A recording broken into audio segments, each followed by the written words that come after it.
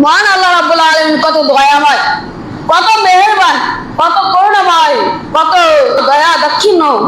তিনি মুসলিম উম্মাহকে, মুসলিম মিল্লাতকে হজ ফরজ করে, এর জন্য হজ ফরজ করেছেন যে তিনি মানুষদেরকে ক্ষমা করে জান্নাতে সেই সুখময় স্থান দান করবেন। এর জন্যই মূলত হজ ফরজ করেছেন। যদিও হজ্জে গিয়ে বা উমরায় গিয়ে অনেক কষ্ট রয়েছে, অনেক দৌড়াদৌড়ি করতে হয়, যদিও হজ্জে গিয়ে অনেক হাঁটাহাঁটি করতে হয়, সবচাইতে কষ্টের ইবাদতটাই হলো হজ। সুতরাং যেখানে কষ্ট রয়েছে, ইন্না মাআল উসরি ইসরা, যেখানে কষ্ট রয়েছে সেখানে সুখ রয়েছে। সুতরাং আমাদের যাদের উপরে হজ ফরজ হয়েছে, হজ আদায় করতে হবে। হজ আদায়কারীর কত সৌভাগ্য! কোন নবজাতক মায়ের পেট থেকে ভূমিষ্ঠ সন্তান মাসুম বাচ্চার নাই হজ আদায়কারী ফিরে আসে হজ থেকে। হাদিস এসেছে আন আবি হুরায়রা রাদিয়াল্লাহু তাআলা আনহু قال, আবু হুরায়রা রাদিয়াল্লাহু তাআলা আনহু থেকে বর্ণিত, তিনি বলেন, قال রাসূলুল্লাহ সাল্লাল্লাহু আলাইহি ওয়াসাল্লাম, রাসূল সাল্লাল্লাহু আলাইহি ওয়াসাল্লাম বলেন, মান হাজ্জা লিল্লাহ, যে ব্যক্তি আল্লাহর জন্য হজ করবে, যে ব্যক্তি আল্লাহকে রাজি খুশির উদ্দেশ্যে হজ করবে, ফালাম ইয়ারফুস ওয়ালাম ইয়াফসুক, সে অশ্লীল কথাবার্তা বলেনি, অশ্লীল কোনো কার্যকলাপে জড়িয়ে পড়েনি, অন্যায় অপরাধ কোনো কাজ করেনি, রাজা কায়াউমিন ওয়ালাদাতু উম্মুহ, সে ওই দিনের নাই ফিরে আসবে হজ থেকে যেদিন তার মা তাকে ভূমিষ্ঠ দিয়েছিল। অর্থাৎ একজন মাসুম বান্দা, মাসুম শিশু, যে শিশু তার মায়ের পেট থেকে বের হয়েছে, তার কোনো পাপ নেই, নিষ্পাপ অবস্থায় যেভাবে বের হয়েছে, হজ আদায়কারী সেই মক্কা মদিনা থেকে একেবারে নিষ্পাপে নাই দেশে ফেরে। সুবহানাল্লাহ। অর্থাৎ এর কথার উদ্দেশ্য এটাই যে তার যে কবিরা সগীরা, প্রকাশ্য অপ্রকাশ্য সকল গুনাহ থেকে ওইরূপ মুক্ত হয়ে ফিরেছে, ওইরূপ মুক্ত হয়ে ফিরবে যেরূপ একজন শিশু গুনাহ মুক্ত জন্মগ্রহণ করে থাকে। জন্মগ্রহণ করলো, তার কোনো অপরাধ করতে পারে না, একেবারে মাসুম নিষ্পাপ। হজ আদায়কারীর এরকম প্রতিদান, এরকম সওয়াব রয়েছে। সম্মানিত উপস্থিতি, হজের প্রতিদান একমাত্র মহান আল্লাহ রাব্বুল আলামিন দেন। হজের প্রতিদান হলো জান্নাত। যেই জান্নাতের জন্য আমরা আল্লাহ রাব্বুল আলামিনের কাছে কত চাই, জান্নাত জান্নাত চাই, সেই হজের প্রতিদান হলো জান্নাত। হাদিস রাসূল সাল্লাল্লাহু আলাইহি সাল্লাম বলেন, আল উমরাতু ইলাল উমরাতি কাফারাতুল লিমা বাইনাহুমা, এক উমরা আরেক উমরা এর মধ্যবর্তী গুনাহের কাফারা স্বরূপ। যেমন উদাহরণ, আপনারা এই বছরে যারা রমজান মাসে হোক আর অন্য মাসে হোক উমরা পালন করেছেন, আবার সামনে বার যে উমরা পালন করবে, এর মধ্যবর্তী যত অপরাধ রয়েছে এই অপরাধ উমরার মাধ্যমে মিটে যাবে। সুবহানাল্লাহ। আল্লাহ রাসূল সাল্লাল্লাহু আলাইহি ওয়াসাল্লাম বলেন, ওয়াল হাজ্জুল মাবরুর লাইসা লাহু জাযাউন ইল্লাল জান্নাহ, আর হজ্জে মাবরুর কবুল হজের সওয়াব একমাত্র কেবলমাত্র জান্নাত ছাড়া আর কিছুই হতে পারে না। সুবহানাল্লাহ। কবুল হজের সওয়াব হলো জান্নাত। কবুল হজ বলতে কি বোঝায়? কবুল হজ বলতে ওই হজকে বোঝায় যে হজ করতে গিয়ে কোনো অপরাধ, কোন অন্যায় কাজ, অন্যায় কথা, অপরাধ, অশ্লীল কথা বলা হয়নি, এমনকি সকল আরকান আহকাম সেই সুন্নাহ মোতাবেক হজ করেছে, এর মধ্যে কোনো অলসতা অবহেলা করেনি, যেটা অতীতের গুনাহসমূহ ধ্বংস করে দেয়। যেমন কি রাসূল সাল্লাল্লাহু আলাইহি ওয়াসাল্লাম বলেছেন, আন্নাল হাজ্জা ইয়াহদিমু মা কানা ক্বাবলা, নিশ্চয় হজ পূর্বের সকল গুনাহকে একেবারে ধ্বংস করে দেয়। হজ পূর্বের গুনাহগুলোকে ধ্বংস করে দেয়। হাজির সম্মানে মাটি, পাথর, গাছ-গাছালি, যে মক্কা মদিনায় বা মক্কা বিশেষ করে হজ করা হয়, মাটি, পাথর, গাছ-গাছালি হাজী সাহেবের সম্মানে তালবিয়া পাঠ করে। কিভাবে? এই সম্পর্কে একটি হাদিস আছে, আন সাল ইবনে সাদ রাদিয়াল্লাহু তাআলা আনহু قال সাল ইবনে সাদ রাদিয়াল্লাহু তাআলা আনহু থেকে বর্ণিত, তিনি বলেন, قال রাসূলুল্লাহ সাল্লাল্লাহু আলাইহি সাল্লাম, রাসূল সাল্লাল্লাহু আলাইহি সাল্লাম বলছেন, মা মিন মুসলিমিন ইলাব্বা ইল্লা লাব্বা মান আন ইয়ামিনিহি ওয়া আন শিমালিহি মিন হাজারিন আও শাজারিন আও মাদারিন হাত্তা তানকাতা আল আরদু মিন হাউনা ওয়া হাউনা।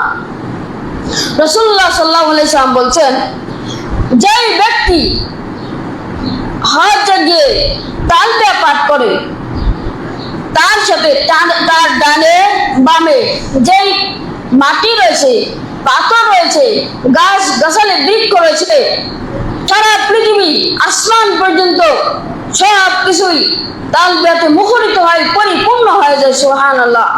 সুতরাং আমাদের হজ আদায় করতেই হবে। আল্লাহ রাব্বুল আলামিন সেই তৌফিক দান করুন। এই হজ এর গুরুত্ব, এই হজের মর্যাদা এত বেশি যে যে ব্যক্তি হজ আদায় করবেন তার দারিদ্রতা বিমোচন হবে, যে ব্যক্তি হজ আদায় করবে তার গুনাহ দূর হয়ে যাবে। যেমনটি একটি হাদিস হচ্ছে, আন আব্দুল্লাহ ইবনে মাসউদ রাদিয়াল্লাহু তাআলা আনহু, আব্দুল্লাহ ইবনে মাসউদ রাদিয়াল্লাহু তাআলা আনহু বর্ণিত, তিনি বলেন, قال রাসূলুল্লাহ সাল্লাল্লাহু আলাইহি সাল্লাম, রাসূল সাল্লাল্লাহু আলাইহি সাল্লাম বলেন, তাবিউ বাইনাল হজ্জ ওয়াল উমরাহ, তোমরা হজ এবং উমরা পরপর ধারাবাহিকভাবে পালন করো। তোমরা হজ এবং উমরা পরপর ধারাবাহিকভাবে পালন করো। ফাইন্নাহুমা, কারণ এই হজ এবং উমরা ইউনফিয়াল ফাকরা ওয়াল যুনুব, এই হজ এবং উমরা দরিদ্রতা এবং গুনাহসমূহকে এইভাবে দূর করে দেয়, কামা ইনফিল কির খবতাল হাদিদ ওয়াল যাহাব ওয়াল ফিজ্জা, যেমন ভাবে তামারের হাপর লোহা, স্বর্ণ এবং রৌপ্যের মরিচা, লোহা, স্বর্ণ, রৌপ্যের ময়লা দূর করে দেয়, তেমন ভাবে হজ দারিদ্রতা, গুনাহসমূহকে দূর করে দেয়। সুবহানাল্লাহ। ওয়ালাইসা লিল হজ্জাতিল মাবরুর সাওয়াবুন ইল্লাল জান্নাহ, আর হজ্জে মাবরুর, কবুল হজ্জের সব জান্নাত ছাড়া আর কিছুই হতে পারে না। সুবহানাল্লাহ। বোঝা যাচ্ছে হজের কত মর্যাদা রয়েছে, কত ফজিলত রয়েছে। হজ আদায় করলে আমাদের যে দারিদ্রতা রয়েছে, সংসারে অনটন, অভাব, এই অভাব দূর হয়ে যাবে। সুবহানাল্লাহ। আয়েশা সিদ্দিকা রাদিয়াল্লাহু তাআলা আনহা বর্ণিত, قالت, তিনি বলেন, কুলতু ইয়া রাসূলুল্লাহ সাল্লাল্লাহু আলাইহি সাল্লাম, আমি আয়েশা সিদ্দিকা রাদিয়াল্লাহু তাআলা আনহা রাসূল সাল্লাল্লাহু আলাইহি সাল্লামকে জিজ্ঞেস করলাম, আলা নাজু ওয়া নুজাহিদু মাআকুম, হে আল্লাহর রাসূল সাল্লাল্লাহু আলাইহি সাল্লাম, আমরা কি আপনাদের সাথে যুদ্ধ এবং জিহাদে অংশগ্রহণ করব না? ফাকাল, রাসূল সাল্লাল্লাহু আলাইহি সাল্লাম বললেন, লাকিন, কিন্তু আহসানুল জিহাদ ওয়া আজমালুহু আল হজ, সর্বোত্তম এবং সর্বোৎকৃষ্ট জিহাদ হলো হজ। আর সেই হজটা কি? হজ্জে মাবরুর।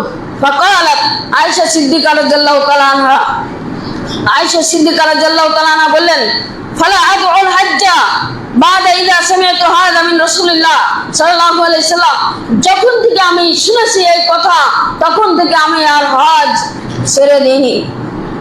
বুঝা যাচ্ছে মহিলাদের তো জিহাদ ওই রকম ভাবে ওতপ্রোত ভাবে কাফেরদের বিরুদ্ধে মোকাবেলা করতে হয় না, সুতরাং তাদের জিহাদ হলো হজের ময়দানে।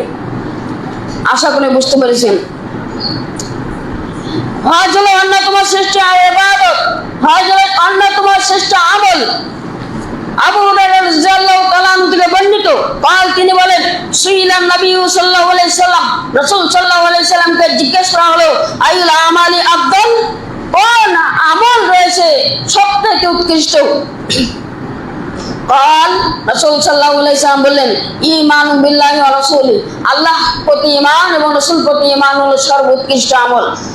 এর জিজ্ঞেস করা হলো, তুম্মা মাযা, এরপর কোন আমলটি উত্তম? রাসূল সাল্লাল্লাহু আলাইহি সাল্লাম বললেন, জিহাদুন ফি সাবিলিল্লাহ, আল্লাহর রাস্তায় জিহাদ জিহাদ করা হলো সর্বোত্তম কাজ। তো এর জিজ্ঞেস করা হলো সুম্মা মাযা, এরপরে সর্বোৎকৃষ্ট আমল কোনটি? কল হজ্জুন মাবরুর, কবুল হজ সর্বোৎকৃষ্ট আমল। সম্মানিত উপস্থিতি, হজ আদায়কারীগণ হলেন আল্লাহ রাব্বুল আলামিনের খাস মেহমান। এই সম্পর্কে একটি হাদিস এসেছে, আন আবি হুরায়রা রাদিয়াল্লাহু তাআলা আনহু قال, আবু হুরায়রা রাদিয়াল্লাহু তাআলা আনহু থেকে বর্ণিত, তিনি বলেন রাসূল সাল্লাল্লাহু আলাইহি ওয়াসাল্লাম বলেছেন, ওয়াবদুল্লাহি সালাসা, আল্লাহ তাআলার বিশেষ মেহমান প্রতিনিধি দল তিনটি। আল্লাহ রাব্বুল আলামিনের বিশেষ মেহমান প্রতিনিধি দল তিনটি। এক, আল গাজি, জিহাদকারী, যুদ্ধকারী, যোদ্ধা। ওয়াল হাজ, দুই নম্বর হলো হজ পালনকারী। তিন, ওয়াল মুআতামির, উমরাহ পালনকারী। বুঝা যাচ্ছে এই উমরাহ পালনকারী, হজ আদায়কারী এবং জিহাদে যিনি অংশগ্রহণ করেন যোদ্ধা, এনারাই হলেন আল্লাহ রাব্বুল আলামিনের বিশেষ মেহমান। সম্মানিত উপস্থিতি,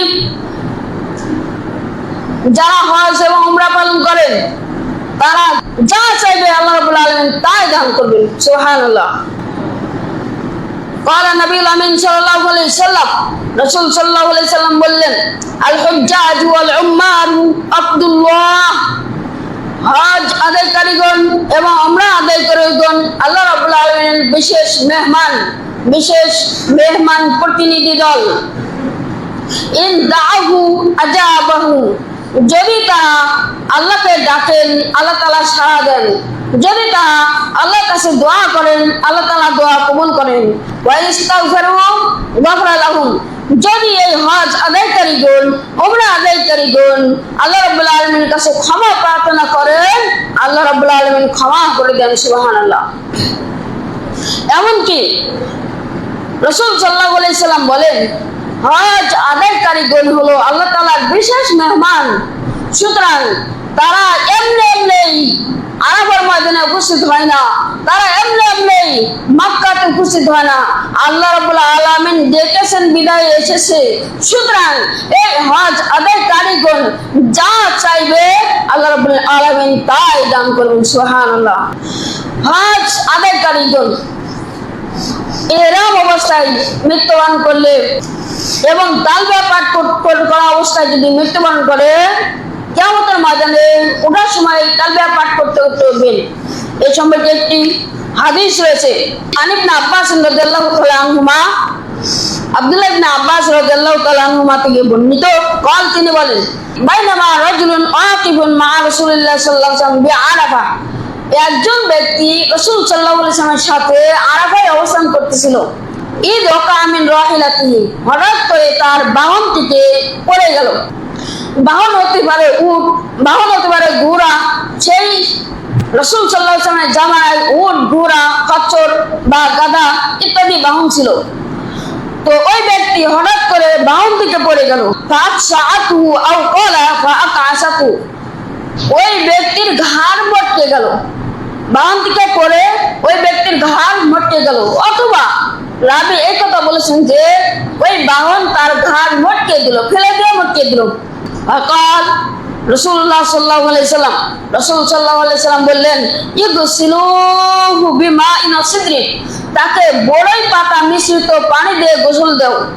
ওয়া কাফিনুহু ফি সাওবাইন, তাকে দুটি কাপড়ে কাফন দাও, তাকে দুটি কাপড় পরিধান করিয়ে কাফন পরাও। ওয়ালা তুহান্নিতুহু, তাকে সুগন্ধ দিও না। ওয়ালা তুখামিরু রাসা, এবং তার মাথা ঢেকে দিও না। আমরা জানি আমাদের মধ্যে যারা মৃত্যুবরণ করেন লাশ, তাদেরকে 3 কাপড় বা 5 কাপড় দিয়ে কাফন জড়ানো হয় এবং মাথা ঢেকে দেওয়া হয়, কিন্তু রাসূল সাল্লাল্লাহু আলাইহি ওয়াসাল্লাম বললেন তাদের মাথা ঢেকে দিও না এবং তাদের সুগন্ধ মাখতে নিষেধ করলেন। আল্লাহ রাসূল সাল্লাল্লাহু আলাইহি ওয়াসাল্লাম উত্তর দিচ্ছেন, ফাইনাল্লাহা, নিশ্চয় আল্লাহ রাব্বুল আলামিন, ইয়াবআথু ইয়াউমাল কিয়ামাতি মুলাব্বিয়ান, কেননা আল্লাহ রাব্বুল আলামিন তাকে কিয়ামতের দিনে তুলবেন, উঠাবেন তালবিয়া পাঠ করা অবস্থায়। সুবহানাল্লাহ। সেই কিয়ামতের ময়দানে আল্লাহ রাব্বুল আলামিনের কাছে হাজির হবে তালবিয়া পাঠ করতে করতে। তা আপনারা এমন সৌভাগ্য কে চান? সুবহানাল্লাহ, এই সৌভাগ্য যেন আল্লাহ রাব্বুল আলামিন আমাদের সবাইকে দান করুন, আমিন। আল্লাহ রাব্বুল আলামিন হজ নামক মহান নিয়ামত আল্লাহ রাব্বুল আলামিন আমাদেরকে যেন পালন করার তৌফিক দান করুন, আমিন। হাদা ওয়া সাল্লাল্লাহু আলা নবিনা মুহাম্মদ ওয়া আলা আলিহি ওয়া সাহবিহি আজমাইন।